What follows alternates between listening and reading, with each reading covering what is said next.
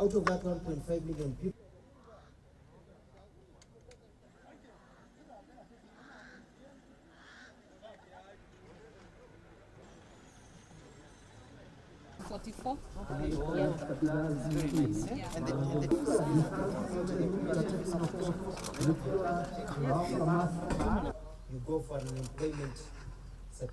Sasa wengine walikuwa wanaingia kwa choo waogi mikono, sasa wanaoga mikono kila wakati. Sasa tunaoga mikono. So we are becoming a healthier nation as a result of corona. So I'm hoping that after corona, this pandemic passes, we keep on to the good habits of running, losing weight, being healthy.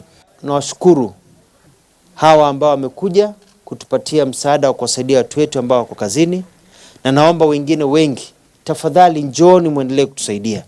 Njooni mtupe chakula, mtupe sanitizer, mtupe vitu kadhaa ambazo zitaweza kuwasaidia watu wetu katika kaunti yetu ya Machakos.